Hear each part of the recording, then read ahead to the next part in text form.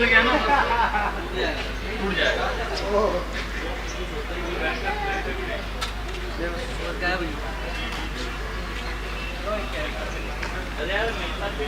चला नहीं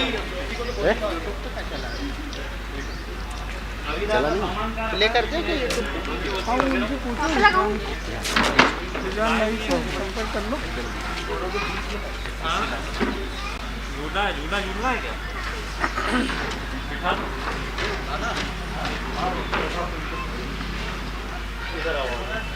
दो चेयर लगा एक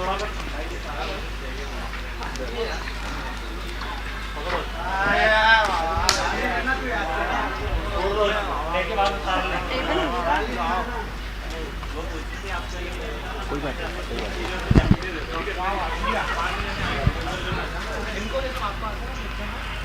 क्यों ये रखा जाए थोड़ा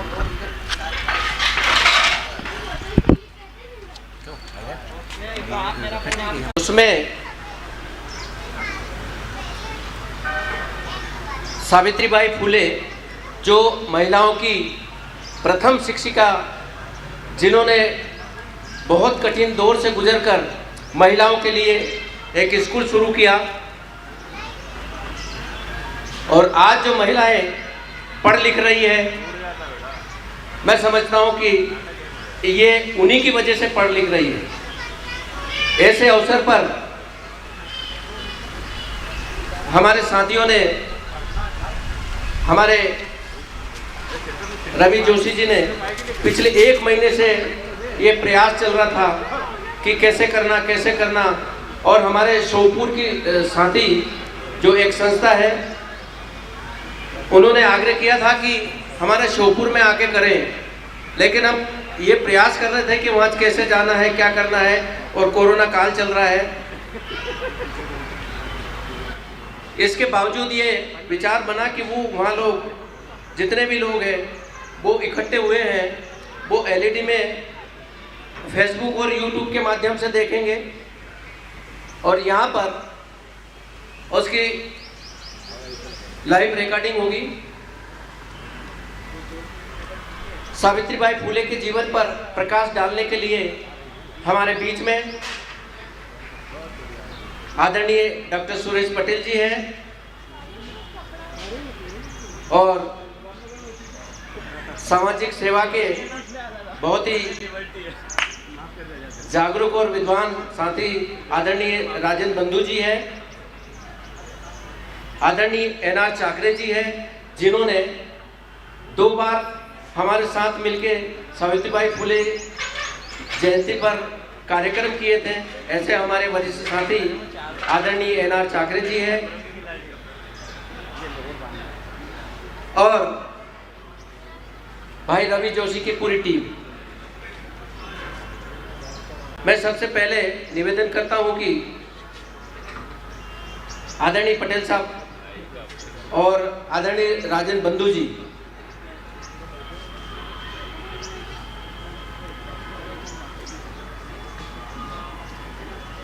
मंच पर आवे।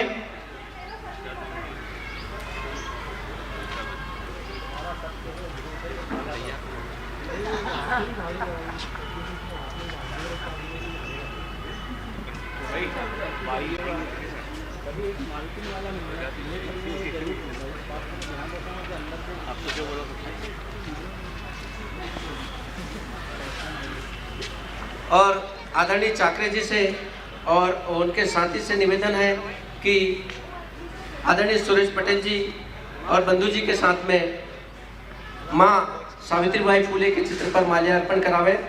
आदरणीय एनआर चाकरे जी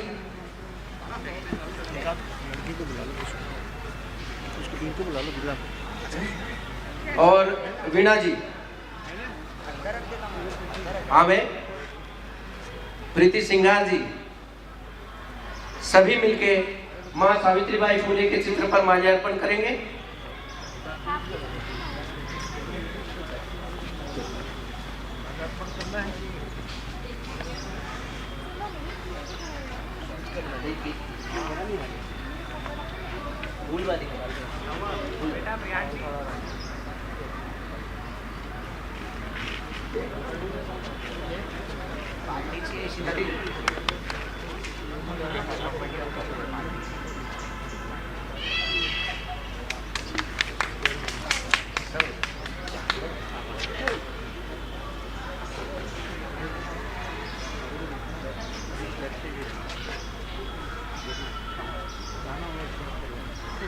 और सावित्रीबाई के कैरेक्टर को हमारे सामने प्रस्तुत करने जा रही है हमारी बहन, वो भी सावित्रीबाई के चित्र पर माल्यार्पण करेंगे।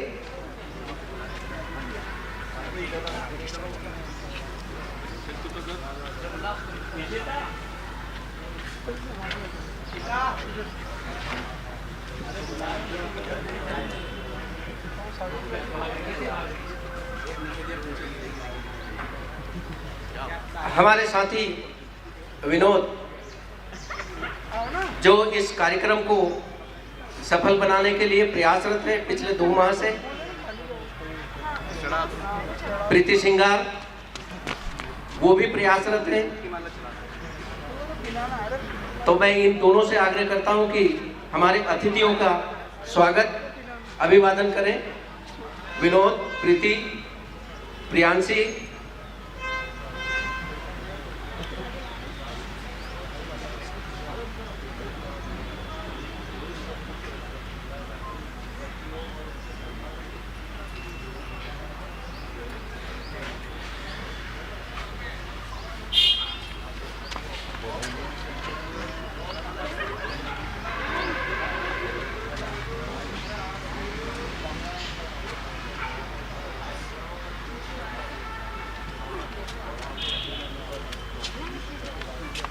सबसे पहले आदरणीय डॉक्टर सुरेश पटेल जी का स्वागत।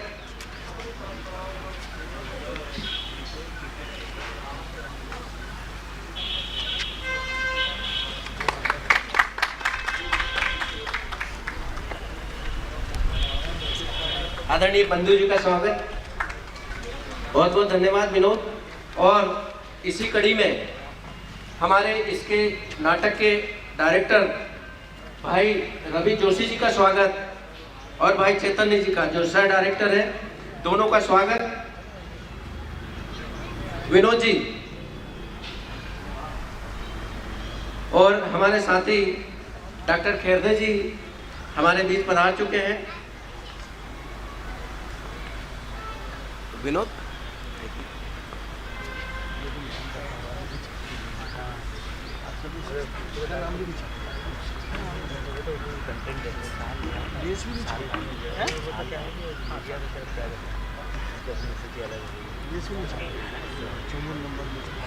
देखिए, हमारे डॉक्टर सुरेश पटेल जी, जितने भी सारे लोग यहाँ बैठे हैं हमारे साथी,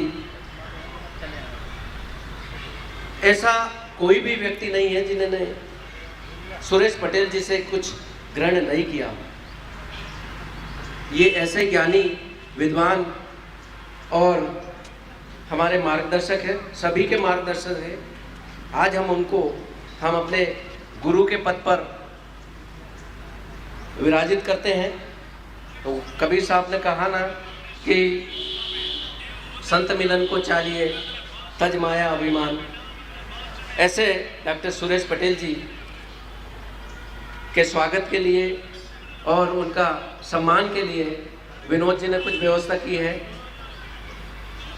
मैं खेरदे जी से और वीणा जी से, आदरणीय चाकरे जी से निवेदन करता हूं कि पटेल साहब का अभिवादन करें और सम्मान करें।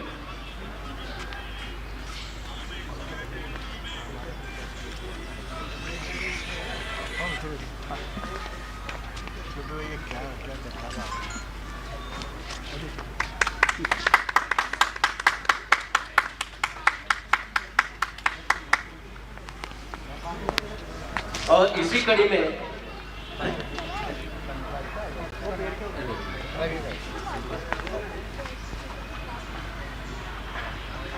भाई रवि जोशी जी प्लीज। ये नव वर्ष का तीसरा दिन है और हमारा पूरा वर्ष ऐसे ही हंसते खेलते और ऐसे ही मान सम्मान और प्यार से गुजरे। इसी कड़ी में रवि जोशी जी जो इस नाटक के डायरेक्टर हैं, भाई चैतन्य भाई जो सह डायरेक्टर हैं, वो आए और हमारे दादा का स्वागत करें।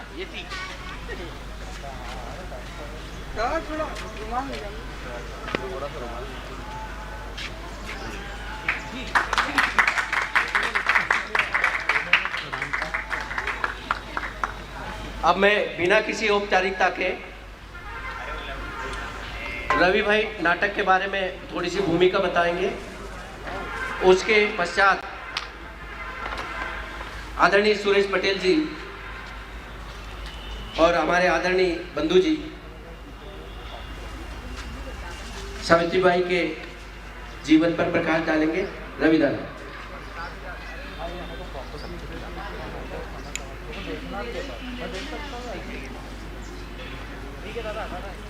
आज सावित्रीबाई फुले का जन्मदिन है और हम नाटक के माध्यम से उनकी शिक्षा, महिला शिक्षा के जो संघर्ष को याद कर रहे हैं, कैसे उन्होंने संघर्ष करके महिला शिक्षा की शुरुआत की थी। और आज हम महिला के शिक्षित होने पर और उनकी लड़ाई जारी है, लेकिन उस लड़ाई को शिक्षा का जो हथियार बना है, मुझे लगता है कि सावित्रीबाई का वो पहला पग था, पहला कदम था जो आज महिलाओं का हथियार बना हुआ है। धन्यवाद।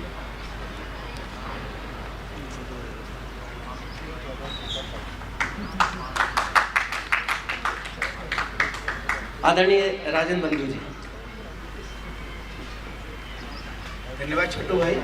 और यहाँ उपस्थित आदरणीय सुरेश भाई, खेरदे जी, चाकरे जी, रवि जोशी जी और आप सभी साथी। मैं ज़्यादा समय नहीं लूँगा क्योंकि आपको एक अच्छा नाटक देखना है और उसको हमको विचार विमर्श करना। सुरेश भाई से सावित्रीबाई फुले के जीवन पर कई बातें हमको जाननी सीखनी। इतना कहूँगा कि हमारे समाज में, पुरातन समाज से लेकर आज तक, दो चीज़ें हमारे समाज में हावी रही है, वो वर्चस्व रहा है। एक है हमारी सामंती पद्धति और दूसरा पितृसत्ता। दोनों का बड़ा गठजोड़ है। वो इसी गठजोड़ ने हमारे समाज को पीछे रखा है या इंसान को पीछे रखा है, और उसी के तोड़ के रूप में, उसी को काटने के लिए, उसी के काउंटर करने के लिए हमने संविधान को लाया। और संवैधानिक मूल्य हमारे आज की तारीख में है जो इसी सामंती और पितृसत्तात्मक समाज व्यवस्था को नकारते हैं। सामंती व्यवस्था कहती है कि इस समुदाय के, इस तरह के लोग शिक्षा नहीं पा सकते। हमारा सामंती समाज कुछ ने समाज के कुछ लोगों को शिक्षा से वंचित कर दिया, और पितृसत्ता ने उसी समाज में जहाँ के लोग शिक्षा ग्रहण कर सकते थे, जिस समुदाय को, उसकी महिलाएं स्कूल नहीं जा सकती। कुछ समाज ऐसे हैं तो महिलाओं के लिए तो पूरी पितृसत्ता ने शिक्षा से वंचित कर दिया था पुरातन जमाने में। और एक समुदाय विशेष को, यहाँ तक कि हमारे तथाकथित धर्म ग्रंथों में भी दिया है कि यदि आप शिक्षा नहीं पाओ, मतलब शिक्षा पाओगे तो आपके कान में शीशे उड़ेल दिया जाएगा। हमारे तथाकथित धर्म ग्रंथ भी इस तरह की बात कहते हैं। तो चूंकि ये जो बातें हैं ये हमारे समाज समानता और संवैधानिक मूल्यों के खिलाफ है, और हमने संविधान के जरिए इसको तोड़ने की कोशिश की और नए संवैधानिक मूल्यों को लागू करने की कोशिश की है। हमारा सब तो आपको पता है, जब सुरेश भाई प्रकाश डालेंगे उस पर, आज जैसे लड़कियां स्कूल जा रही है, लड़कियां कॉलेज जा रही है, लड़कियां वैज्ञानिक है, ये किसी की बदौलत हो पाया तो सावित्री जी फुले की बदौलत हो पाया। क्योंकि जब उन्होंने पहली बार अपना स्कूल खोला था तो उन 10-12 लड़कियों को शुरुआत में पढ़ाने में इतना संघर्ष करना पड़ा कि आज हमारे लिए आसान है। आपको लगता है कि हमारी बालिका स्कूल जा रही है तो बड़ा आसान है, लेकिन यहाँ तक पहुँचने में सावित्री जी का जो कठिन परिश्रम रहा है, कठिन संघर्ष रहा है, उनको घर से निकाल दिया गया सामंती लोगों के दबाव में आकर उनको और ज्योतिबा फुले को अलग रहना पड़ा, साथ में अलग रहना पड़ा अपने माता पिता से। इसके बाद फिर जो है जब वो पढ़ाने जाती थी तो उनके ऊपर गोबर फेंका जाता था, पत्थर फेंके जाते थे, वो संघर्ष कर, लेकिन उन्होंने अपना लक्ष्य को नहीं छोड़ा था। उनके मन में था भाई बालिका है तो पढ़ने का अधिकार सबको है। अब समय बीत गया, आज हम पढ़ाते हैं, लेकिन आज लोग बालिकाओं को क्यों पढ़ाते हैं? आज बहुत कम लोग ऐसे हैं जो बालिकाओं को इसलिए पढ़ाते हैं कि वो अपने जीवन पर नियंत्रण रख पाए। आज हम इसलिए पढ़ाते हैं कि अच्छा रिश्ता मिल जाए, मतलब सोच वही है। बालिकाओं को पढ़ा रहे हैं, एमए तक पढ़ा रहे हैं, ग्रेजुएशन पढ़ा रहे हैं, इंजीनियर बना रहे हैं, डॉक्टर पढ़ा रहे हैं, लेकिन क्या है, किसी ने खूंटे से बांधना है। ये सोच से मुक्ति पाना आज जरूरी है। यदि हम बालिकाओं की शिक्षा दे रहे हैं तो इसलिए दे रहे हैं कि वो अपने जीवन को अपने अनुसार चला पाए, अपने संवैधानिक मूल्यों का उपयोग अपनी तरह से कर पाए। हमको इसलिए बालिकाओं को पढ़ाना है, ना कि किसी अच्छा रिश्ता मिल जाए इसलिए पढ़ाना है, किसी खूटे से बांधना इसलिए पढ़ाना, हमारे स्टेटस के लिए पढ़ाना, इसके लिए नहीं। आज मैं एक और उदाहरण, छोटी सी बात 2 लाइन में खत्म करूँगा। जिस तरह से पहले शिक्षा पर देना लड़कियों के लिए अजीब बात की मानी जाती थी, हमने एक नया प्रयास शुरू किया कि क्यों ना लड़कियों को ड्राइवर मैकेनिक बनाया जाए। जब हम बस्तियों में गए लड़कियों को ड्राइवर की लेके हम ड्राइवर बनाएंगे आपको, तो वही स्थिति का सामना हमको करना पड़ा जो शायद सावित्री जी फुले को करना पड़ा था। हमको भगा दिया जाता था बस्तियों से, अरे हमारी लड़कियाँ मैकेनिक बनेगी क्या, आदमी बनेगा मैकेनिक सिर्फ, हमारी लड़कियाँ ड्राइवर बनेगी क्या, आदमी बनेगा सिर्फ। तो कुल मिला के आज भी सोच से हम मुक्त नहीं हो पाए, हमको आगे और संघर्ष करना है। और यही कारण है कि संवैधानिक मूल्यों को हम लागू करने में एक लंबा संघर्ष की जरूरत है, लंबा साथ की जरूरत है। और जो आप लोग यहाँ बैठे हैं, अपना समय निकाल के बैठे हैं, आप इसके लिए भागीदार है, इस संघर्ष को आगे बढ़ाने में। आप सभी को शुभकामनाएं देता हूँ। बहुत बहुत धन्यवाद। बहुत बहुत धन्यवाद बंधु भाई। हमें ये जो आयोजन हम आज संपन्न करने जा रहे हैं ना, इसके पीछे एक बहुत बड़ी टीम श्योपुर की है। उसमें सबसे पहले एक संस्था है सपनों की उड़ान समाज सेवा समिति, जो श्योपुर जिले में है। वो लोग वहाँ पर बड़ी तादाद में LED लगाकर देख रहे हैं इस कार्यक्रम को जो लाइव हो रहा है। उसमें से सबसे ज़्यादा सक्रिय और मेन व्यक्ति हैं वहाँ पर देवकीनंदन शर्मा जी और विनोद जाटव जी, राजेश मंगल जी, भावना राठौर जी, श्याम सिंह जाटव जी, रविशंकर जाटव जी। इन लोगों के प्रयास से और इन लोगों की कोशिश से यहाँ पर विनोद केवल अकेले हैं, लेकिन बाकी सारी कोशिश वो वहाँ श्योपुर में कर रहे हैं। और वहाँ पर बड़ी तादाद में पानी गिरा रात को, इसके बावजूद भी बड़ी तादाद में लोग एक स्कूल में LED में ये कार्यक्रम देख रहे हैं। तो उनको सबको शुभकामनाएं तो है ही, और हम उनके साथ भी हैं। अगली कड़ी में हमारे आदरणीय डॉक्टर सुरेश पटेल जी। जैसा देश की प्रथम महिला शिक्षिका सावित्रीबाई फुले जी को सत सत नमन। और इस कार्यक्रम के आयोजक सपनों की उड़ान संस्था बड़ौदा श्योपुर में जो है, निश्चित रूप से उनके जो भी कर्ता धर्ता हैं उनको मैं बहुत हृदय से धन्यवाद देना चाहता हूँ कि सावित्रीबाई फुले ने जो सपने देखे थे, वो सपनों की उड़ान जैसी संस्था आज इतने दूर श्योपुर में रहकर भी और अपने तमाम संसाधनों, इस कठिन समय में इस तमाम संसाधनों को लगाकर एक टेक्नोलॉजी के माध्यम से इस प्रोग्राम को देखने की उत्सुकता रखती है। मैं समझता हूँ ये सावित्रीबाई फुले के लिए सबसे बड़ी श्रद्धांजलि है। एक ऐसी श्रद्धांजलि, कार्यक्रम आयोजित करना एक अलग बात है, लेकिन उनके सपने बना लेना, उनके सपनों को आगे बढ़ाना, ये दूसरी बात है। तो उनके जो भी कर्ता धर्ता हैं और वहाँ पे जो अतिथि हैं, उन सबको मैं बहुत हृदय से प्रणाम करता हूँ। माननीय भगत सिंह जी कुशवाहा, माननीय विनोद माली जी, श्री कौशल सुमन जी, श्री सियाराम सुमन जी, मांगीलाल सुमन जी, श्री पारस जी सुमन जी और तमाम वे सब लोग जो इस कार्यक्रम को सफल बनाने में जी जान से बहुत लंबे समय से जुटे हुए हैं।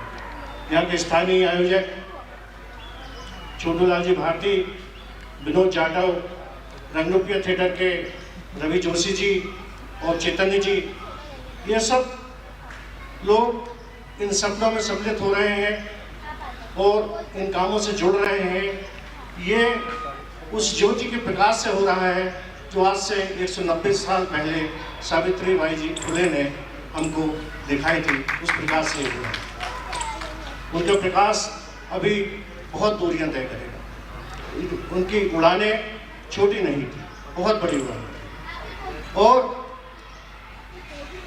जब कोई उनके मन में जो सपना था वो ये सपना था कि जब एक स्कूल खुलता है तो एक जेल बंद हो जाता है। ऐसे उस शिक्षा के मार्फत उन्होंने न जाने कितने जेल बंद कराए, उसकी वो प्रेरणा है। क्योंकि एक स्कूल जब खुलता है तो न जाने कितने अपराधी कम होते हैं, न जाने कितने रचनात्मक काम होते हैं, न जाने कितने लोगों की जिंदगियां बनती हैं, न जाने कितने लोगों के सपने साकार होते हैं और कितने लोग अपराधी होने से बच जाते हैं। तो उनका सपना था, उस सपने को उन्होंने न सिर्फ शुरू किया बल्कि उसको आगे बढ़ाने के लिए अपने जी जान से पूरी ताकत लगाई। आदरणीय राजेंद्र बंधु जी मेरे साथ हैं, बहुत लंबे समय से हम इनको देख रहे हैं किस तरह से ये नारी सशक्तिकरण के लिए, महिला सशक्तिकरण के लिए और उनमें उनके अंदर जज्बा और ताकत भरने के लिए महिलाओं के साथ काम कर रहे हैं। ये बहुत उचित अवसर था, इस अवसर पर उनको यहाँ पर होना और आपका उनसे परिचित होना। वो ऐसी महिलाओं को गैर परंपरागत कामों जैसे ड्राइविंग है, इस तरह के काम है, इलेक्ट्रीशियंस हैं, कार ड्राइविंग है, मोटरसाइकिल सुधारना है, इस तरह के कामों को उन महिलाओं को उन्होंने लगाया, जुटाया, जो कभी सपने में नहीं सोच सकती थी कि इन कामों को हम कर सकते हैं। आज इस शहर के अंदर आप देख सकते हैं कि उनके द्वारा प्रशिक्षित, उनके प्रयासों से प्रशिक्षित न जाने कितनी बालिकाएं अपने स्वाभिमान के साथ, अपने हुनर के साथ लगी हैं और कार्य कर रहे हैं। तो आज बंधु जी की उपस्थिति इस बात का प्रमाण है कि सावित्रीबाई के सपने ये समाज पूरे करेगा और उनको आगे बढ़ाने में मदद करेगा। चूँकि इस नाटक में सावित्रीबाई के जीवन के आप बहुत सारे प्रसंग देखेंगे, इसलिए उन प्रसंगों की मैं इधर बातचीत ज़्यादा न करते हुए मैं कुछ थोड़ा सा दो पक्षों पर बात करूँगा। एक हमारा आज से पहले का जो समाज था वो किस तरह का था, और उसकी धार्मिक व्यवस्था किस तरह थी, उसकी सामाजिक व्यवस्था किस तरह की थी, उसकी राजनीतिक व्यवस्था किस तरह थी, और दूसरी तरफ आज की स्थिति में हमारे देश में महिलाओं की, कन्याओं की किस तरह की स्थिति है। बस इन दो विषयों पर मैं बात करूँगा। तो थोड़ा सा पीछे जाए कि एक पूरा का पूरा जो मध्यकाल है, जो कि करीब 15वीं शताब्दी से इतिहास, वैसे तो 1100 से शुरू हो जाता है, लेकिन उसके बाद करीब यदि उसका बहुत सघन काल है 1500 से लेकर 1800 तक। उस दौरान समाज की यदि हम सामाजिक व्यवस्था देखें तो उसमें छुआछूत इस कदर मौजूद था कि जो सशक्त समाज के लोग थे, सवर्ण समाज के लोग थे, जो पावरफुल लोग थे, उस सामाजिक व्यवस्था में उनको इतनी छुआछूत थी कि यदि उनको थूकना होता था रास्ते में तो उनको अपने गले में मटकी बांधकर चलना पड़ता था, क्योंकि ताकि रास्ता उनके थूकने के कारण अशुद्ध न हो जाए, और उनके चलने से रास्ते अशुद्ध हो जाते थे। उनके चलने से रास्ते अशुद्ध हो जाते थे तो वो अपने कमर में एक झाड़ू बांध के चलते थे और उनके जहाँ जहाँ पैर पड़ते थे उसको मिटा के चलते थे, ताकि वहाँ से कोई जो सशक्त समाज के लोग थे, श्रवण समाज के लोग थे, निकले तो वो दूषित ना हो जाए। ऐसी छुआछूत सामाजिक व्यवस्था थी। स्त्री और पुरुष के भेद का तो सवाल ही नहीं है, बहुत ज़्यादा स्त्री और पुरुष के अंदर भेद था जो पूरी तरह से, भले आज हम 2021 में पहुंच गए हैं, परंतु किसी न किसी रूप में वो आज भी मौजूद है। राजनीतिक व्यवस्था ऐसी थी कि मुस्लिम शासकों का राज था। यदि कोई कुछ गलती करता था तो उसको पेड़ के ऊपर लटका दिया जाता था, खाल खींच के भूसा भर दिया जाता था। एक ऐसी व्यवस्था राज्य व्यवस्था थी। जो कुछ राजा बोलता था वही कानून था, उसकी कोई सुनवाई नहीं थी, उसकी कोई अपील नहीं थी, उसकी कोई हाई कोर्ट नहीं था, उसका कोई सुप्रीम कोर्ट नहीं था। ऐसी न्याय व्यवस्था थी। आर्थिक व्यवस्था ऐसी थी कि जो समाज के निचले तबके कहे जाने वाले लोग थे, जिसमें कोई जूता बनाता था, कोई मटके बनाता था, कोई किसानी का काम करता था, कोई फूल लगाता था, और इस तरह के जो भी काम करता था वो श्रम का सारा काम, मेहनत का सारा काम उनके जिम्मे था, और उसका जो व्यवसाय था वो पूंजीपतियों के हाथ में था, और इसीलिए वो जितनी भी मेहनत करते थे उसका बहुत कम दाम उनको प्राप्त होता। तो उस समय की जो आर्थिक व्यवस्था थी इस तरह थी। लेकिन जो सबसे क्रूर बात थी वो ये थी कि जो ज्ञान का अधिकार था वो भी आम आदमी की पहुंच के बाहर था, उसे ज्ञान लेने का अधिकार तक नहीं था। ज्ञान को भी एक तरह से ऐसे शिकंजे में उन्होंने कस दिया था कि ज्ञान भी एक ऐसी पवित्र वस्तु है जिसमें कोई दूसरा व्यक्ति प्रवेश नहीं कर सकता। ये ज्ञान का जब एक एकाधिकार जैसी बात आ जाए तो आप समझ सकते हैं कि जब ज्ञान लेने का ही किसी को अधिकार नहीं है, पाठशाला जाने का किसी को अधिकार नहीं है, पुस्तकों को पढ़ने का किसी को अधिकार नहीं है, तो फिर ज्ञान की क्या स्थिति हो। और स्त्रियां तो निश्चित रूप से आप समझ ही सकते हैं कि उस काल में 12 साल की बालिकाओं को, 11 साल की बालिकाओं को 40 साल के पुरुष के साथ, या जिसकी पत्नी का स्वर्गवास हो गया है उसके साथ ब्याह दिया जाता है। और निश्चित रूप से जब थोड़े समय बाद उसके पति की मृत्यु हो जाती थी तो वो बाल विधवा हो जाती थी और उसका सिर मोड़ दिया जाता। खाने के लिए उसको बहुत ऐसी वस्तुएं दी जाती थी ताकि वो अपना सिर्फ पेट भर सके और कमजोरी हालत में बने। उसको बाहर निकाल दिया जाता था, तो गली गली में वो भटकती रहती थी। आप मथुरा में और बनारस में जाके आप भी देख सकते हैं इस तरह की विधवाएं।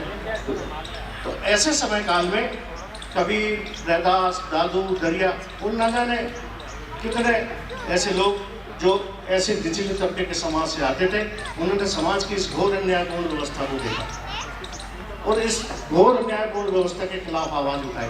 उन्होंने अपने कर्मों से, अपनी वाणियों से एक बहुत बड़ा आंदोलन खड़ा किया जो पूरे देश में फैला। पूरे देश में 150 से 200 संत प्रकट हुए। वो गांव-गांव गए, वो गाते थे, बजाते थे और अपना संदेश लोगों को देते थे।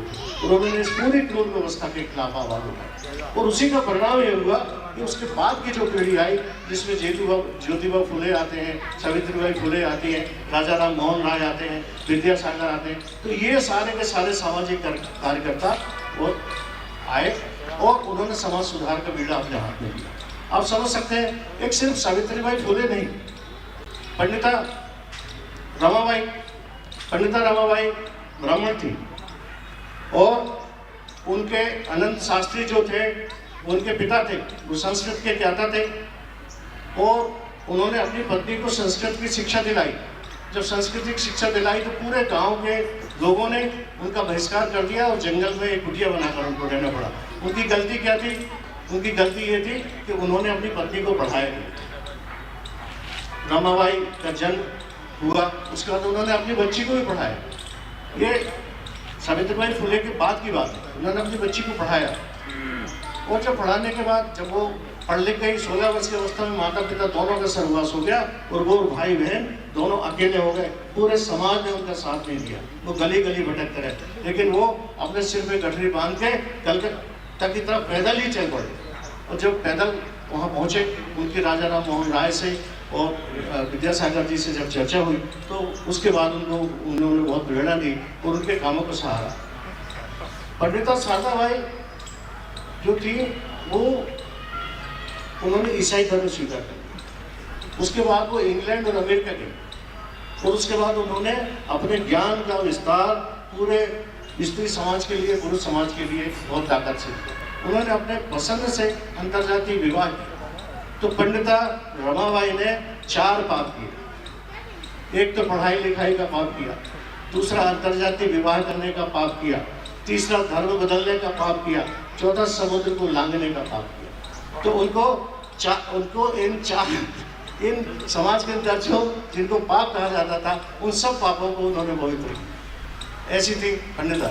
और इसी श्रेणी में अब मैं बताता हूँ, उसके पहले संक्षिप्त में, क्योंकि नाटक में आप उनके पूरे जीवन काल में देखेंगे। सावित्रीबाई फुले माली समाज से आती थी, ज्योतिबा फुले माली समाज से आते थे। एक ऐसा समाज, एक ऐसा श्रमशील समाज जो अपनी पसीने की बूंदों से पुष्पों को सींचता है, दिन भर मेहनत करता है और उन पुष्पों को खिलाता है। जिस ओर वो पुष्प जब खिलते हैं तो इस संसार में खुशबुओं को फैलाता है।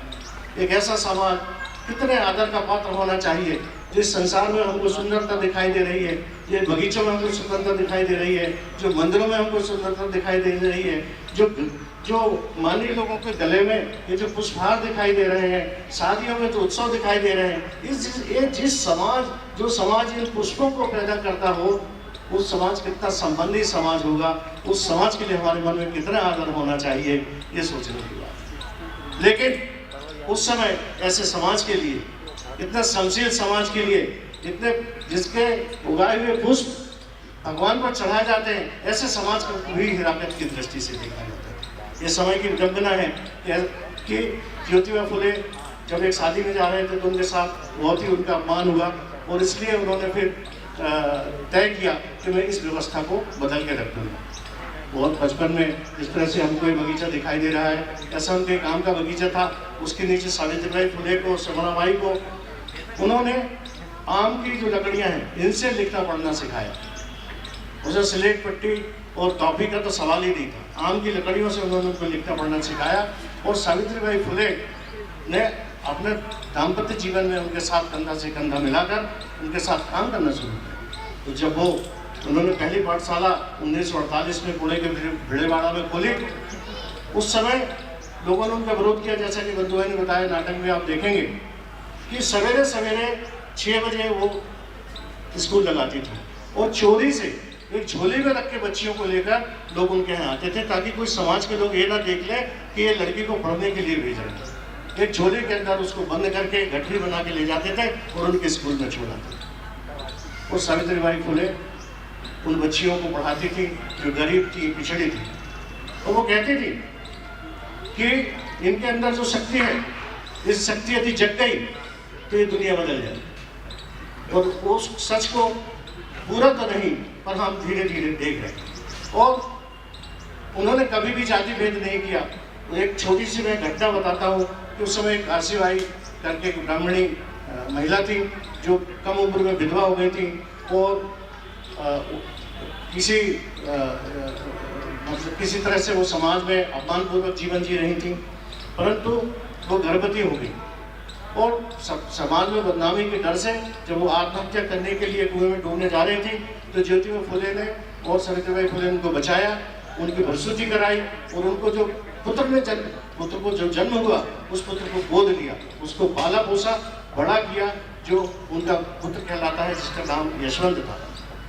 आज जैसी महामारी चल रही है, जिस तरह की कोरोना की महामारी चल रही है, इस तरह की उस समय भी हैजा और प्लेग की महामारियाँ हुआ करती थी।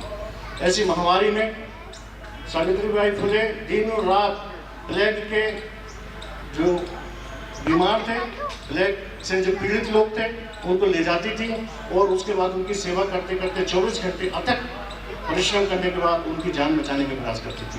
उन्होंने कभी भी इस चीज़ का भेद नहीं किया कि जो पीड़ित है ये कौन सी जाति का है, जबकि बहुत सी जातियों ने, उचलाई जाने वाली जातियों ने उनके साथ घोर अत्याचार किया था, उनको घोर प्रताड़ना दी थी, उसके बावजूद भी उनके मन में ये भेदभाव कभी नहीं आया।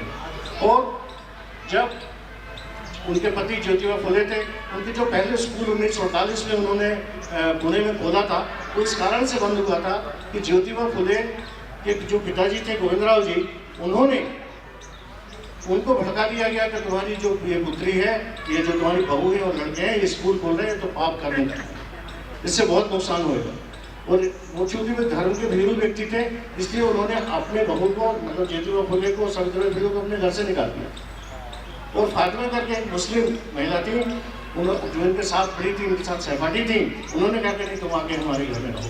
तो इस तरह से ना उस समय इन लोगों के समय काल में इन लोगों ने धर्मगत जो भेदभाव थे वो भी नहीं पाले, जातिगत भेदभाव थे वो भी नहीं पाले, स्त्री पुरुष के अंदर जो भेदभाव थे वो भी नहीं पाले, अमीरी गरीबी के जो भेदभाव थे वो भी नहीं पाले। तो एक सूत्र हमको मिलता है उनके पूरे जीवन से कि किसी प्रकार के, जैसे कि आज काफ़ी प्रयास किया जाता है इस तरह के भेदभाव पैदा करने के लिए, लेकिन उस समय उन्होंने इन सब भेदभावों को दूर करने के लिए अपने जीवन को समर्पित किया। और उन्होंने न सिर्फ 18 स्कूल खोले, न सिर्फ स्कूल खोलने का काम किया, समाज के अंदर जो और दूसरी विधवा विवाह का उन्होंने प्रचलन किया, जो छोटे छोटे बच्चे हो जाते थे, अवैध रूप से बच्चे होते थे, जो कि इस तरह के बेमियाल विवाह होते थे, उन बच्चों को किसी भी तरह से मार डाला जाता है। उनको संरक्षण करने के लिए उन्होंने ऐसे बाल केंद्र बनाए। जब वहाँ पर सूखा पड़ा तो उन्होंने कम से कम 52 अन्न क्षेत्र खोले, जिसमें उन्होंने लोगों को अन्न की व्यवस्था की, उनको भोजन की व्यवस्था की। उसके बाद उन्होंने ऐसे अनेक काम किए। और रात्रि की पाठशाला, उनका मानना था कि यदि कोई बच्चा स्कूल नहीं पहुंच सकता है तो स्कूल को ही उनके घर पहुंच जाना चाहिए। और ऐसे उन्होंने शिक्षक तैयार किए जो रात में घर में पढ़ाने के लिए लोगों को जाते थे। बताइए कितने त्याग और तपस्या की मूर्ति सावित्रीबाई फुले ने इस ज्ञान की ज्योति फैलाई। और हम सबको आज हम बस हम एक दो बार में एक संदर्भ बताऊंगा कि आज जब हम करीब 190 साल बाद सावित्रीबाई फुले की स्थितियों को देखते हैं तो हम अपने गौर करें कि क्या हम हमारे घरों में हमारे संविधान के मुताबिक, संविधान में हमें समता और समानता का जो वचन दिया गया है तो हम उस वचन का पालन करते हैं।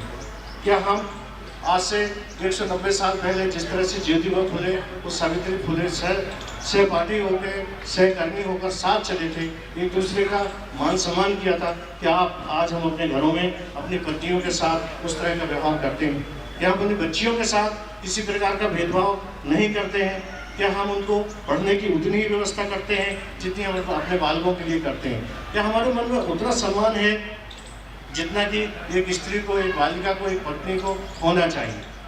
तो यदि हम ये सब आज की तारीख में भी हम रोज़ अखबारों में पढ़ते हैं कि बालिकाओं के साथ तरह तरह के अत्याचार किए जाते हैं, तरह तरह के उनको पीड़ित किया जाता है, चाहे वो नौकरी में हो, बाहर हो, जीवन में जहाँ भी हो, पर इनकी इन चीनी आवाज़ों को दबाया नहीं जा सकेगा। नारी वो शक्ति है कि जैसे जैसे आप उसको कितना भी परेशान करो, लेकिन उसके अंदर जो शक्ति है, उसके अंदर जो ऊर्जा है, वो एक प्रकाश का पुंज बन के निकलेगी और आगे बढ़ेगी और इस दुनिया को प्रकाश फैलाएगी। और मैं बहुत बहुत सावित्रीबाई फुले को नमन करता हूँ और आप सभी को धन्यवाद देता हूँ जिन्होंने इस कार्यक्रम में मेरी इस बातचीत को सुना। धन्यवाद। बहुत बहुत धन्यवाद आदरणीय पटेल साहब।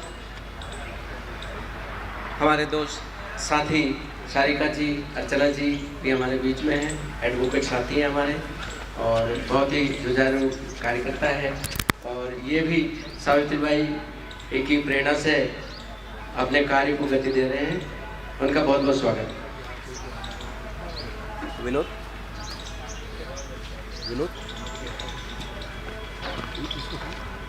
अब बिना किसी औपचारिकता के सावित्रीबाई फुले नाटक की शुरुआत।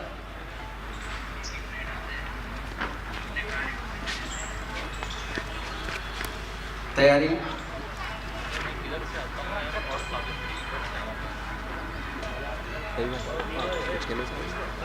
नहीं, बस भैया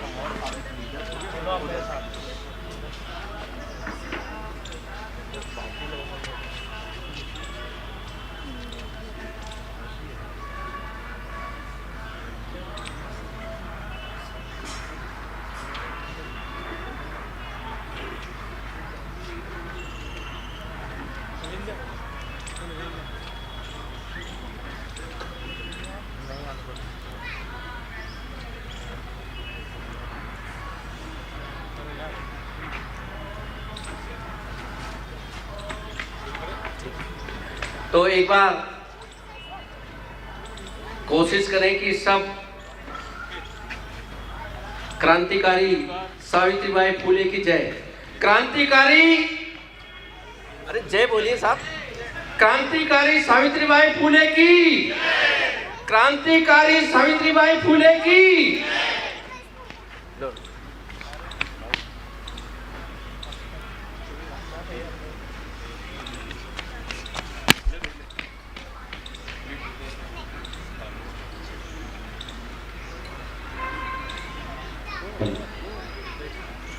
रंगरूपिया थिएटर सिंदौर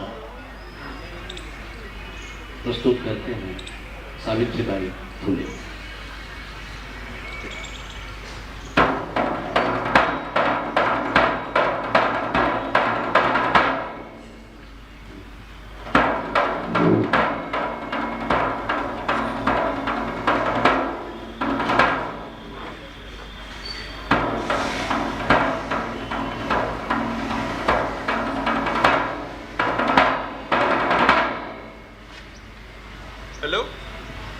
हाँ जी कांतिलाल जी, जी नमस्कार नमस्कार।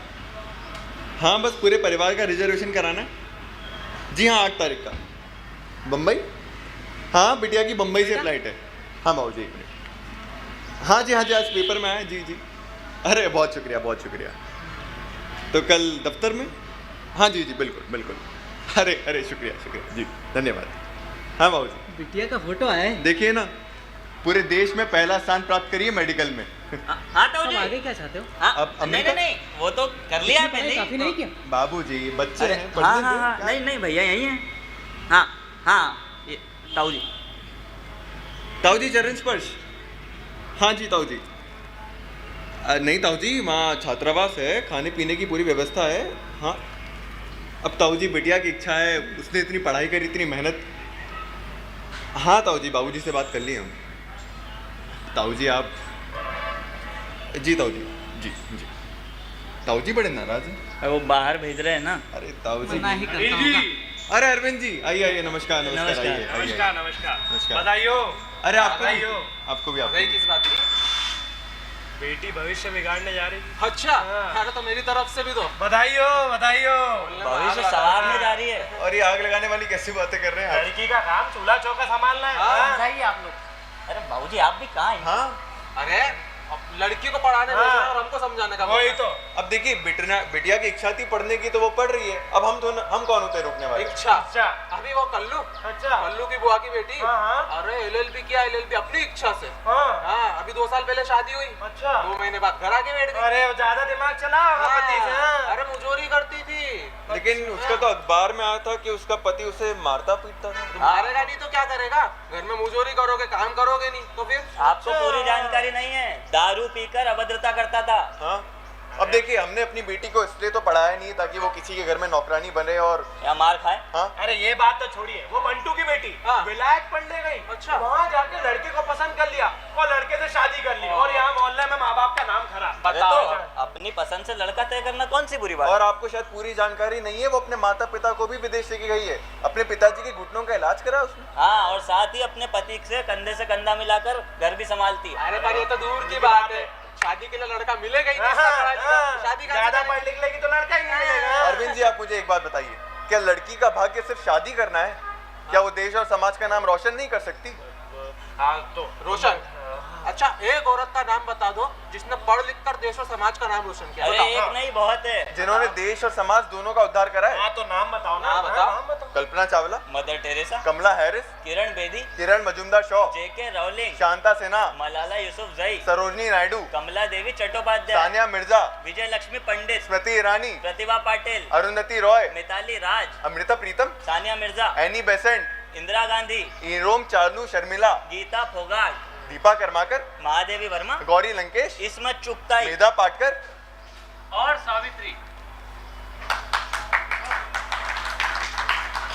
सावित्रीबाई फुले आज से ठीक 190 वर्ष पहले जब औद्योगिक क्रांति की शुरुआत हो रही थी, मुगलों का पतन हो रहा था और अंग्रेजी साम्राज्य की नींव पड़ चुकी थी, पर भारतीय समाज में कबीर और रैदास के आने के बाद अब सावित्रीबाई फुले ने इस जात पात से उथले पुथले समाज में आज ही के दिन 3 जनवरी 1831 को जन्म लिया। वे पढ़ना चाहती थी, पर उच्च वर्ग ने निम्न वर्ग की शिक्षा पर अपना अधिकार जमा लिया, पर सावित्री पढ़ना चाहती थी और समाज। चिर सजग आंखें उनींदी, आज कैसा व्यस्त बाना, जाग तुझको दूर जाना, जाग तुझको दूर जाना। चिर सजग आंखें उनींदी, जाग तुझको दूर जाना, जाग तुझको दूर जाना।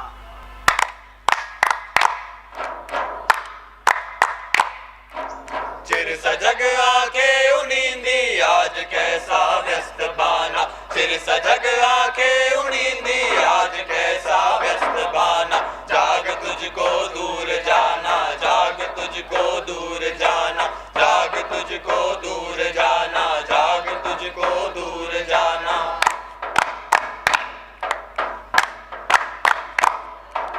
अचल हिमगिरी के हृदय में आज चाहे कंप हो ले, अचल हिमगिरी के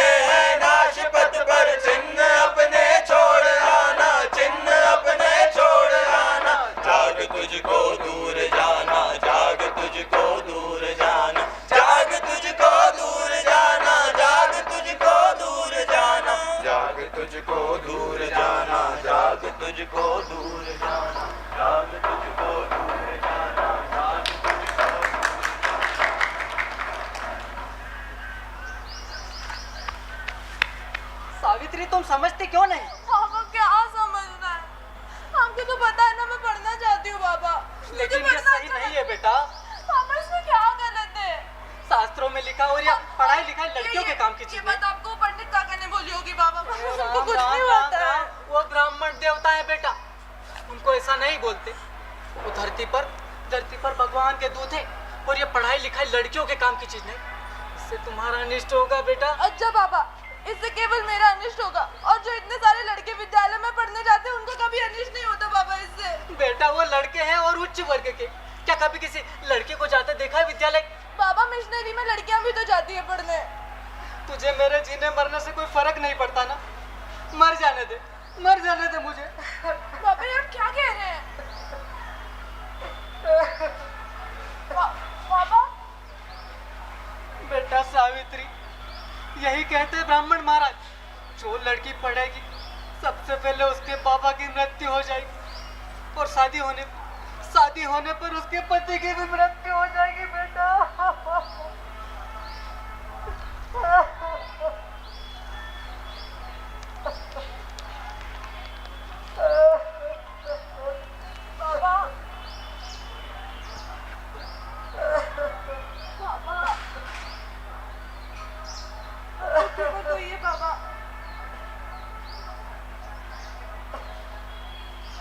सावित्री, मैं तुम्हारे लिए घर समाज के सामने कुछ देर ठहर सकता हूँ, लेकिन धर्म के आगे ठहरने की मेरी हैसियत नहीं है बेटा, मेरी हैसियत नहीं है। अब आप रोइए मत, मैं नहीं जाऊंगी पढ़ने। अब जैसा कहेंगे मैं वैसा ही करूंगी पापा।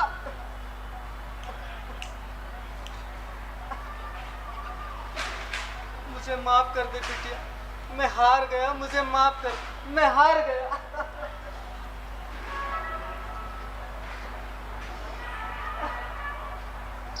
और मैं नहीं हारूंगी। जाग तुझको दूर जाना, जाग तुझको दूर जाना, जाग तुझको दूर जाना, जाग तुझको दूर जाना। 9 साल की सावित्री का विवाह 13 साल के ज्योतिराव से हो चुका था। समाज में वर्ग भेद जोरों पर था। शासक अंग्रेजों से लोहा ले रहे थे और ज्योतिराव वो विचलित थे। वो लाख विरोध के बाद भी पढ़ते जा रहे थे, समाज को लेकर कुछ सोच रहे थे। एक दिन वे अपने ब्राह्मण दोस्त की बारात में गए। तब जाग तुझको दूर जाना, जाग तुझको दूर जाना, जाग तुझको दूर जाना। समझते क्या है ये लोग अपने आप को? क्या हुआ?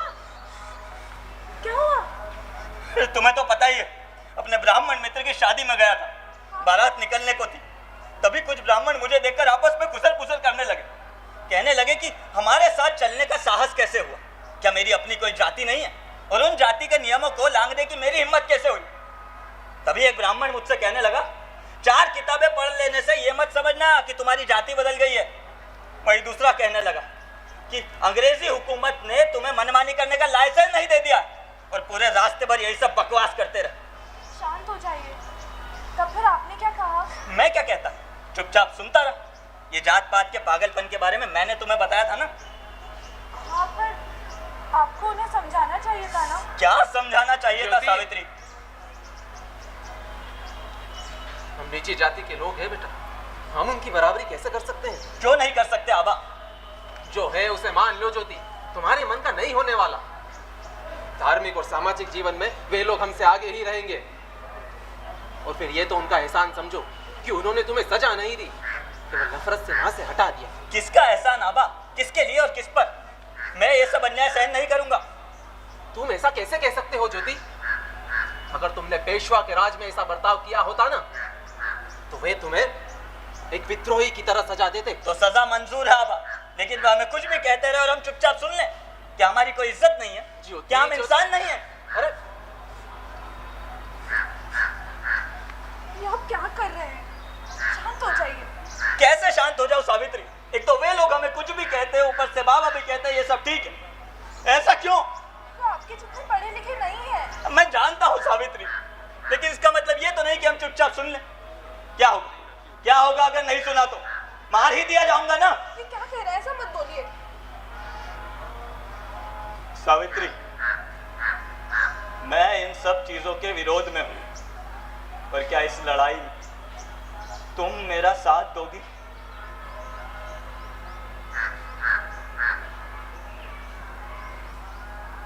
हाँ बिल्कुल, मैं आपका साथ दूंगी। हर कदम पर आपके कदम से कदम मिलाकर चलूंगी। जाग या विद्युत शिखाओं में निठुर तूफान डोले, जाग या विद्युत शिखाओं में निठुर तूफान डोले, पर तुझे है नाश तत्पर। ज्योतिराव के दिमाग में उथल पुथल मची हुई थी। वो शिक्षा को सामाजिक उद्धार का हथियार बनाना चाहते थे, पर कुछ सूझ नहीं रहा था। फिर एक दिन, पर तुझे है नाश पथ पर चिन्ह अपने छोड़ आना, चिन्ह अपने छोड़ आना। जाग तुझको दूर जाना, जाग तुझको दूर जाना। सजग आंखें उनींदी आज कैसा गस्तवाना, चिर सजग आंखें।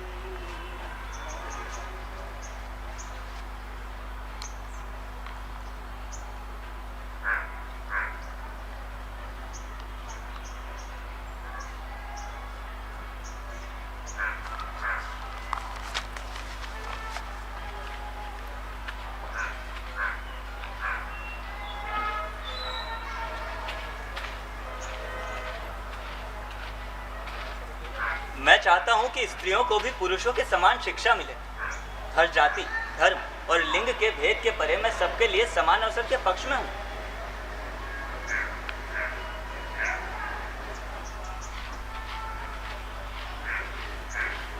खैर, मैं भी किससे बात कर रहा हूं?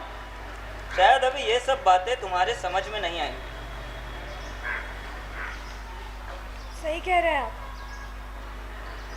मेरे नहीं समझ आती ये सब बातें, जहाँ लोग समानता की बात तो करते हैं, पर एक लड़की को पढ़ने तक का हक नहीं दिया जाता। क्या कहा तुमने?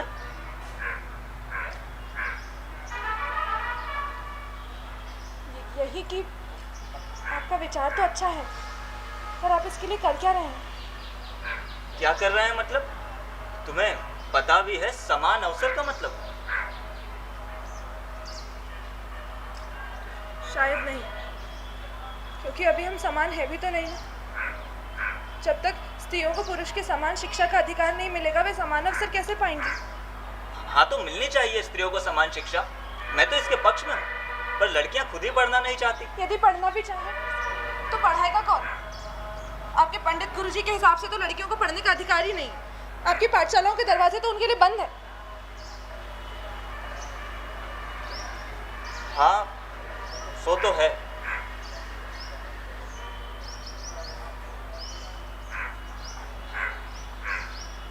लेकिन एक उपाय है। अगर स्त्रियों के लिए अलग विद्यालय हो तो पर यदि स्त्रियों के लिए अलग विद्यालय हुआ भी तो वहां पढ़ाएगा कौन?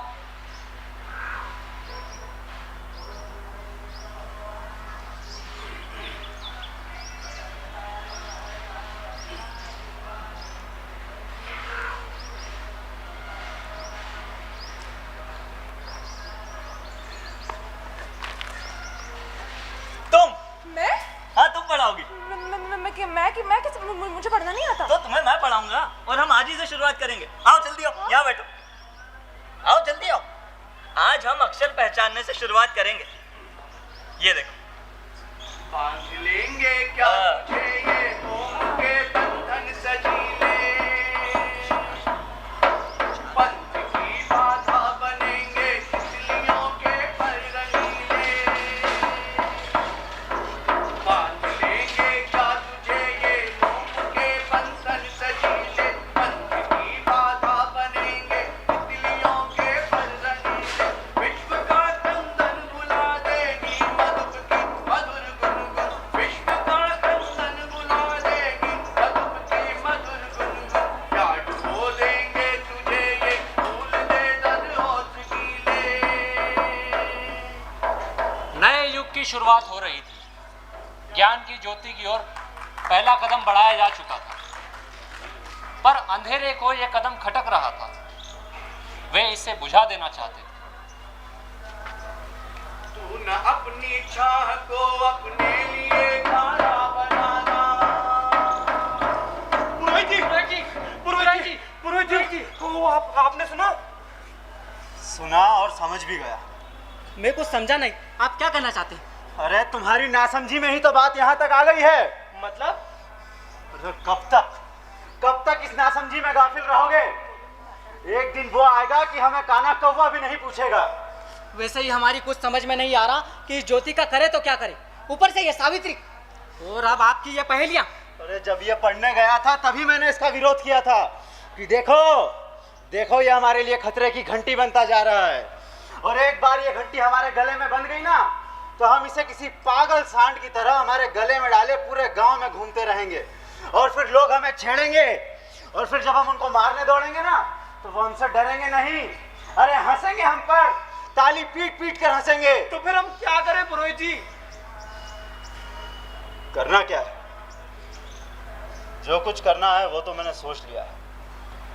अब मैं जैसा जैसा कहता जाऊं तुम लोग वैसा वैसा करते जाओ, फिर सांप का फन भी कुचला जाएगा और घंटी तो बंधेगी, लेकिन हमारे गले में नहीं, मंदिरों में। आओ मेरे साथ। जी महाराज। आज पिया लोक को डोले तिमिर की घोर छाया, आज पिया लोक को डोले तिमिर की घोर छाया, विश्व का अभिशाप था नींद बनकर पास आया, विश्व का अभिशाप था नींद बनकर पास आया।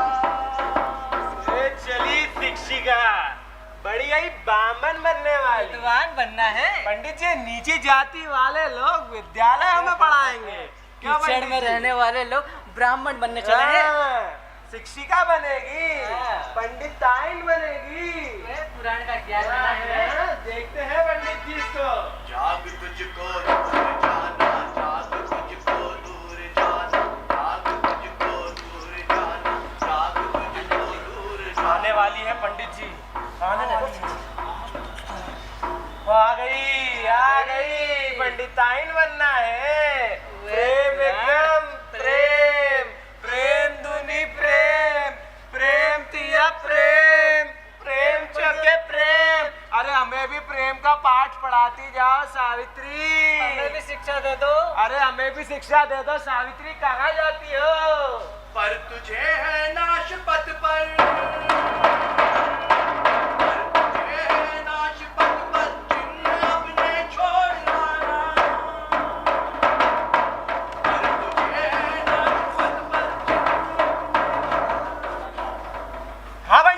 पंडित जी तैयार हो? तैयार है। गोबर तैयार है? तैयार है। आज आने दो सावित्री को। आज अगर उसे गोबर से नहीं निलाया ना तो हमारा नाम भी पंडित राम प्रसाद नहीं। आ गई है सावित्री। पंडिताइन बनना है, उच्च वर्ग का बनना है। कभी वेद पुराण पढ़े हैं, कभी भजन गाए हैं, तो कहाँ जाती है? बनने के लिए गोबर से नहाना पड़ता है। हाँ तो निला दे फिर। हाँ निला देते हैं गोबर से फिर। हाँ? उच्च वर्ग का बनेगी, समाज का उद्धार करेगी। हाँ? पंडिताइन जाग तुझको दूर जाना, जाग तुझको दूर जाना, जाग तुझको दूर जाना, जाग तुझको दूर जाना। आज भी आलोक को डोले तिमिर की ओर छाया, आज भी आलोक को डोले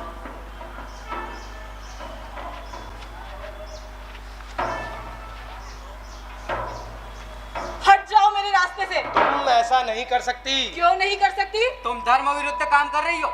लड़कियां पढ़ लिख कर गलत रास्ते पर चली जाती हैं। एक अकेली स्त्री का रास्ता रोकने वाला मुझे सही और गलत बता रहा है। मैं तुम्हें चेतावनी देता हूँ सावित्री कि अपने घर लौट जाओ, वरना वो जो कीचड़ तुम्हारी साड़ी पर पड़ा था वो तुम्हारे चेहरे और इज्जत पर भी उछल सकता है। मैं अपने फैसले पर अटल हूँ और भगवान से प्रार्थना करूंगी कि वे तुम्हें भी सद्बुद्धि दे। सावित्री तू न अपनी छाह को, न अपनी छाह को अपने लिए तारा बनाना। जाग तुझको दूर जाना, जाग तुझको दूर जाना, जाग तुझको दूर जाना, जाग तुझको दूर जाना।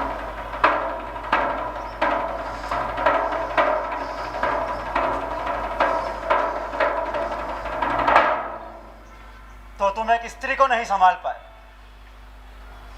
वो बहुत निडर स्त्री है महाराज।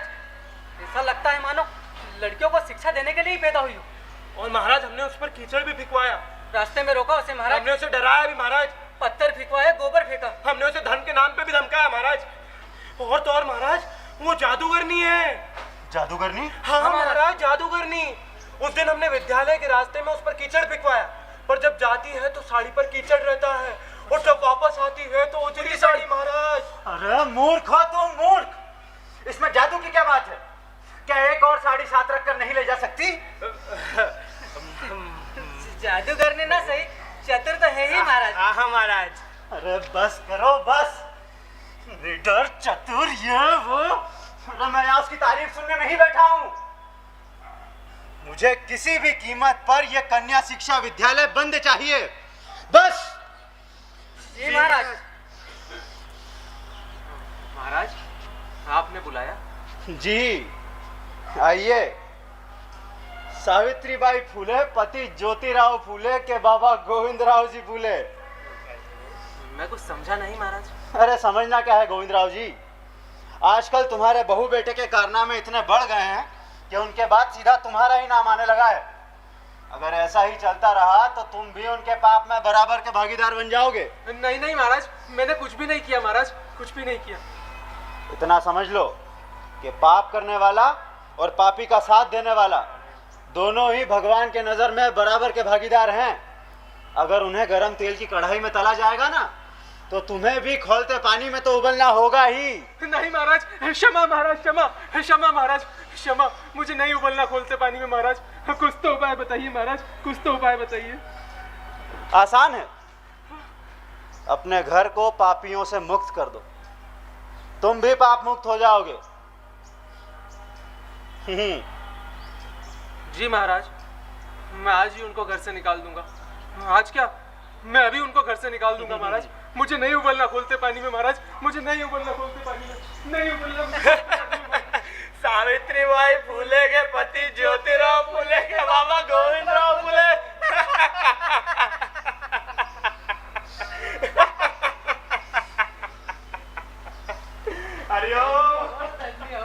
वज्र का और एक छोटे अश्रुकण में धो गलाया,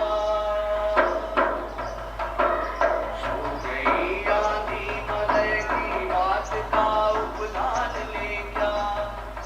सावित्रीबाई फूले के पति ज्योतिराव फूले के बाबा गोविंदराव फूले ज्ञान की ज्योति के बढ़ते हुए कदमों से विचलित उच्च वर्ग इसे रोकने के निरंतर प्रयास कर रहा था, पर सावित्री वो बच्चियों को शिक्षा देने की बात पर अडिग थी।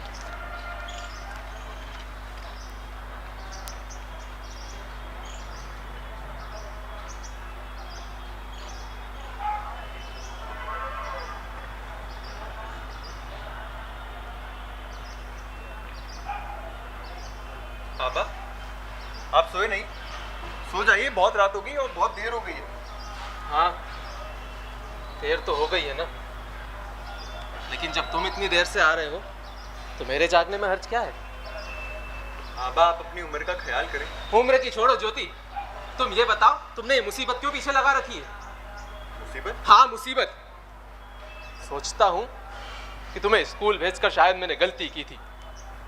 अरे इस घर में पैदा होकर भी तुमने पढ़ाई की, लेकिन तुम्हें सावित्री को पढ़ाने की क्या जरूरत थी? लेकिन आबा हम जो कुछ भी मत बताओ मुझे वो सब। समाज जिसे करने से मना करता है वही सब तुम कर रहे हो। क्यों और किस लिए? अपने बगीचे में रोज कई लोग मुझसे मिलने आते हैं। पहले तो शराफत से बात किया करते थे, लेकिन अब धमकी देने लगे हैं। अब तो मारने पीटने तक की बात होने लगी है। आबा किसने आपसे क्या कहा है आप ये तो बताओ। नहीं, तमाशा खड़ा करके क्या मिलेगा तुम्हें? काहे का तमाशा?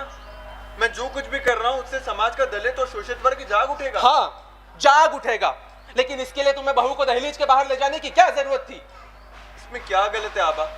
सावित्री ने पढ़ा है और अब वो पढ़ा रही है, इसलिए हम बाकी औरतों को बोल सकते हैं कि घर से बाहर निकलो, पढ़ो, अपने दिमाग का इस्तेमाल करो।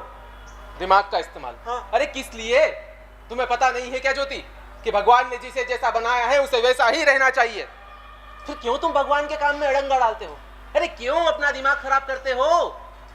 ये काम मेरे लिए महत्वपूर्ण है। सभी इंसान बराबर है आबा। एक को ऊंच और एक को नीच हम कैसे मान लें? और औरत जात को हम हीन भावना से कब तक देखें? अब जब मान लिया है कि यही काम हमारी जिंदगी है तो और कुछ मायने नहीं रखता है। काम की बातें मुझे मत ही बताओ ज्योति। तुम्हें जो करना है तुम करो, लेकिन इसके लिए मेरी बहू को दहलीज के बाहर मत लेकर जाओ। जो कुछ तुम कह रहे हो वो मैं समझता हूं, लेकिन बाहर 4 लोगों की बातें सुनकर मन घबराने लगता है। मुझे मेरी जान की परवाह नहीं आबा, लेकिन आबा अब अगर काम बंद कर दिया तो इसका समाज पे बहुत बुरा असर पड़ेगा। तुम्हें जो करना है तुम करो ज्योति, लेकिन सावित्री का काम जारी रहेगा आबा। अब डरने का मतलब है सब कुछ खत्म। अब हम रुकने वाले नहीं आबा। ज्योति ज्योति ज्योति, क्या करूं मैं? अरे मेरे जैसा पिता करे तो क्या करे? अरे ये तो ओखली में सर को फंसा देने जैसी बात है। अरे सर पर मूसल पड़ रहे हैं, मूसल। ज्योति, आज मैं उन लोगों को वचन देकर आया हूं कि या तो तुम दोनों स्कूल बंद कर दोगे, नहीं तो ये घर छोड़ दोगे। आबा? हाँ ज्योति, अब मैं तुम्हें कैसे कहूं कि ये घर छोड़कर चले जाओ?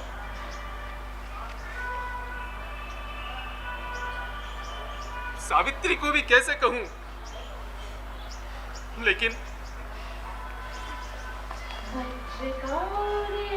छोटे अश्व में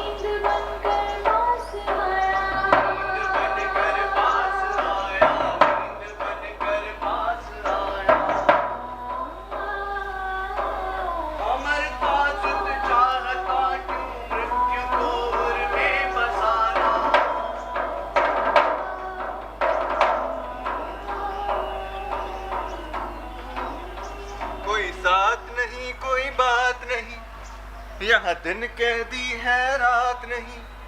सावित्री, सावित्री, कोई साथ नहीं कोई बात नहीं, यहाँ दिन कैदी है रात नहीं। जीना कब इतना आसान हुआ, अब पढ़ना भी नुकसान हुआ। जब फूल पड़े तो बिफर गए, फिर चुप्पी तो एहसान हुआ। ये धूप है रात नहीं, हर दफा झगड़ के बिन खता अकड़ के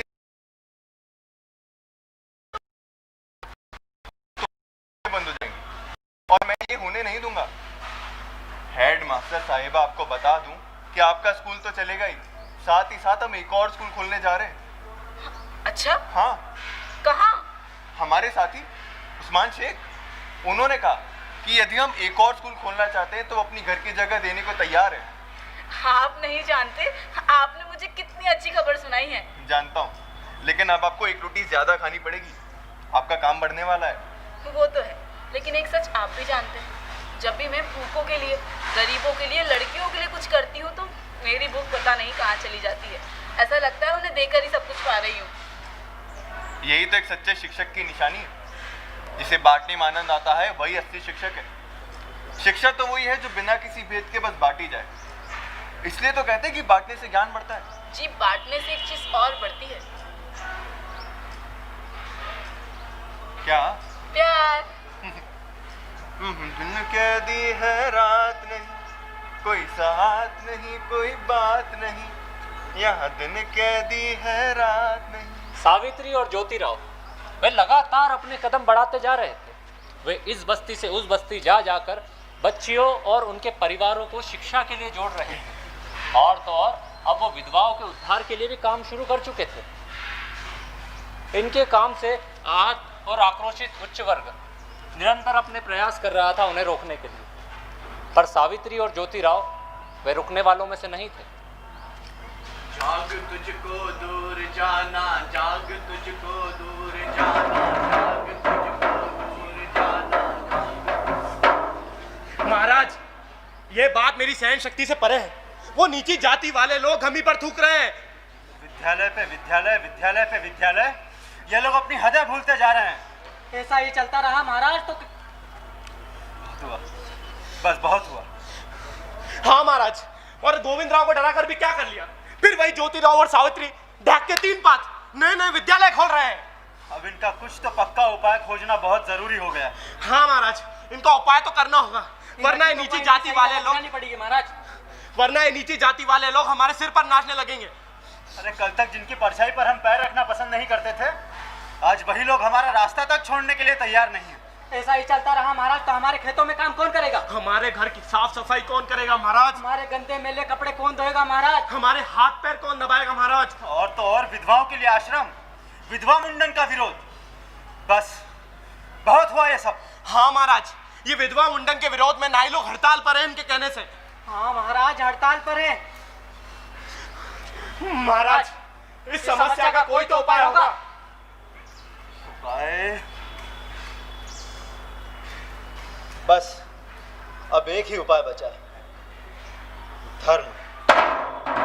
अब हमारा धर्म ही हमारी ढाल बनेगा, अब हमारा धर्म ही हमें बचाएगा। अब देखता हूं इन दलितों, बस बहुत हुआ। अमरता सुत चाहता क्यों, अमरता सुत चाहता क्यों, मृत्यु बाउल में बचाना। जाग तुझको दूर जाना। शिक्षा अंधकार को दूर कर ज्ञान का उजाला फैलाती है। वो सोचने को मजबूर करती है, तर्क देना सिखाती है, आत्मबल और आत्मविश्वास देती है। यह सब सावित्री की छात्राओं को देखकर समझा जा सकता था कि समय नई करवट ले रहा है। एक समारोह में सावित्री की छात्रा कहती है, निबंध का नाम है मैं और मेरा धर्म।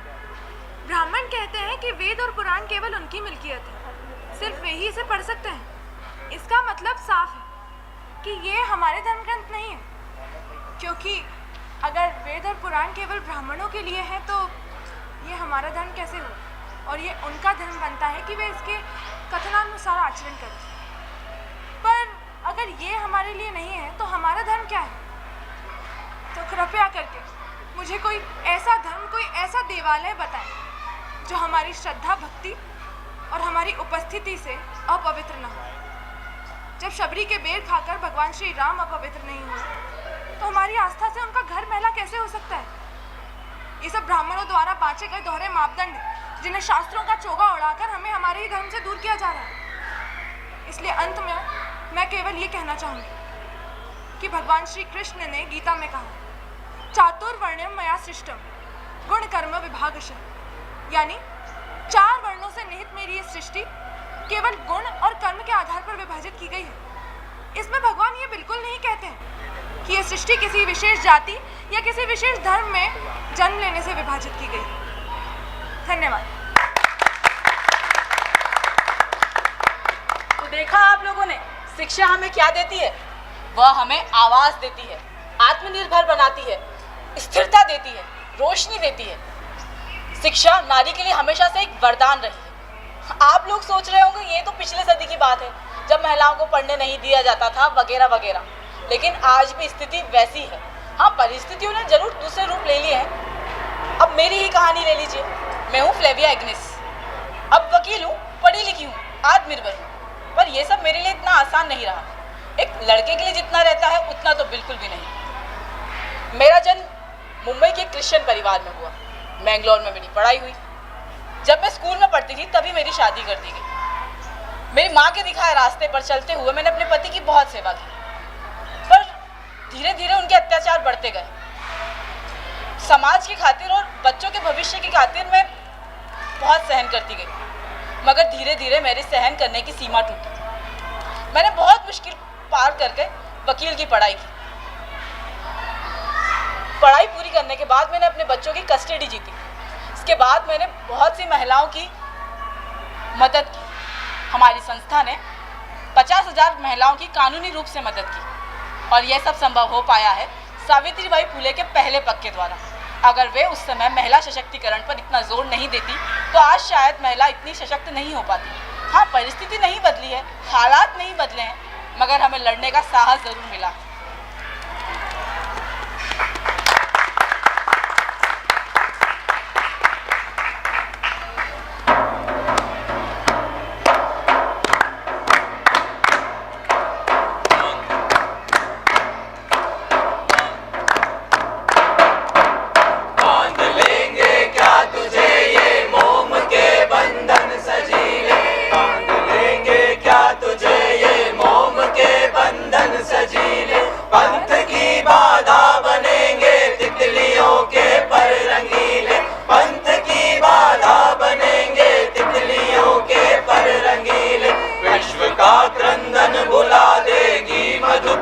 मधुर गुनगुन विश्व का क्रंदन बुला देगी मधुप की मधुर गुनगुन। क्या डुबो देंगे तुझे ये फूल दे दल ओस गीले, क्या डुबो देंगे तुझे ये फूल दे दल ओस गीले। तू ना अपनी छाह को, तू ना अपनी छाह को अपने लिए खारा बनाना, तू ना अपनी छाह को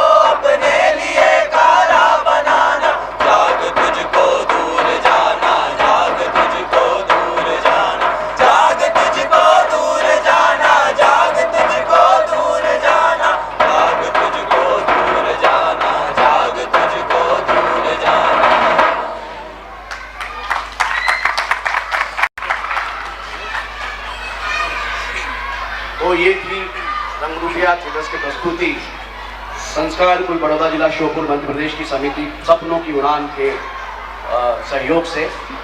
बहुत बहुत धन्यवाद यहाँ उपस्थित सभी दर्शकों का और वहाँ पर उपस्थित सभी महानुभावों का, दर्शकों का। एक 5 मिनट का समय पात्र परिचय के लिए बच्चों ने मेहनत की है तो थोड़ा सा समय और लूँगा। पंडित की भूमिका में थे और प्रारंभ में जो बच्चों की शिक्षा के विरोध में थे उन महानुभाव की भूमिका में थे लव लुधियानी, सूत्रधार दीपक बागमारे, बड़े ज्योतिबा फुले और बच्चियों की शिक्षा के पक्षधर पलाश तिवारी,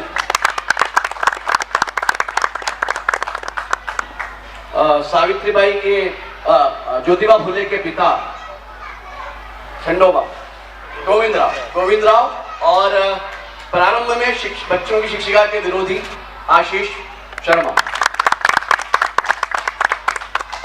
छोटे ज्योतिराव के रूप में थे मिहिर कसेरा,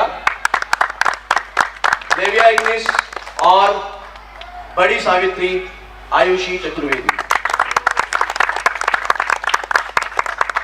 छोटी सावित्री और निबंध बांचने वाली बच्ची ऋषिका जोशी।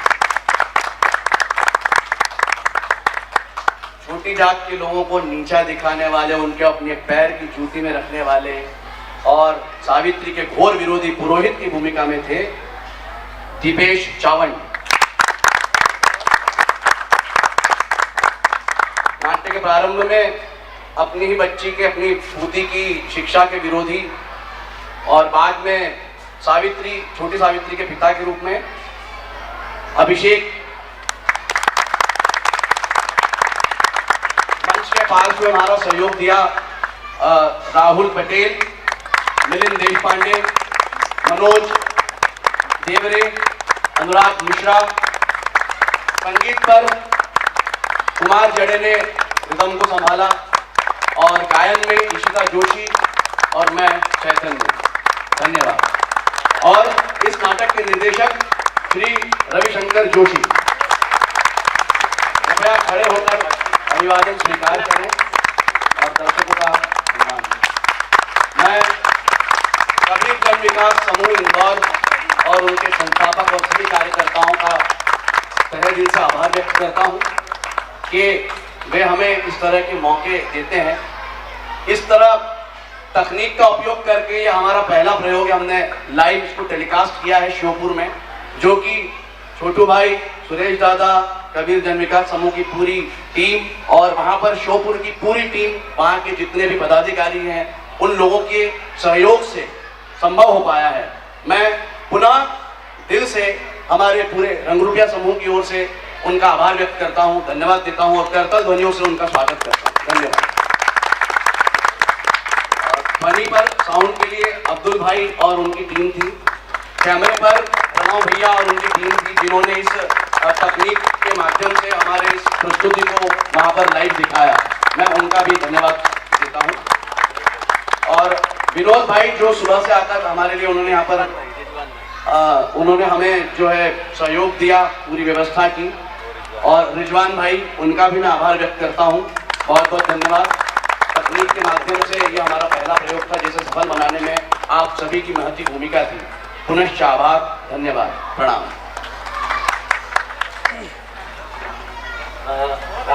को अपने मुखाग्रंथ से करें।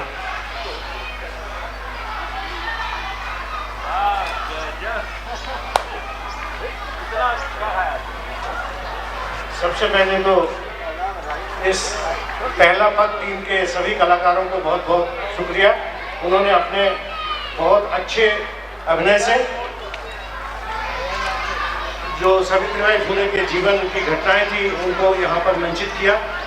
उनको बहुत बहुत शुक्रिया। उनके डायरेक्टर रवि जोशी को बहुत शुक्रिया। और सपनों की उड़ान संस्था के सभी पदाधिकारियों को एवं सभी कार्यकर्ताओं को बहुत बहुत शुक्रिया और धन्यवाद, क्योंकि उनके प्रयासों से, उनकी इस पहल से ये पहला कदम टेक्नोलॉजी के क्षेत्र से एक स्थान से दूसरे स्थान पर जो संदेश है वो पहुंचने का जो माध्यम बना है, इसके लिए जिन भी साथियों ने प्रयास किया है उनको हम बहुत हृदय से धन्यवाद देते हैं। यहाँ उपस्थित चाकरे जी, खेरदे जी, बंधु जी, प्रीति सिंगार एवं हमारे अर्चना मैडम, सीमा मैडम और जितने भी और भी हमारे साथी हैं, इन सबको बहुत बहुत शुक्रिया, बहुत बहुत धन्यवाद। हमारे प्रणव भाई को बहुत बहुत धन्यवाद, जिन्होंने काम को टेक्नोलॉजी के माध्यम बहुत दूर तक भेजने का एक पहले सफल कराया। साउंड में तो हमारे साथ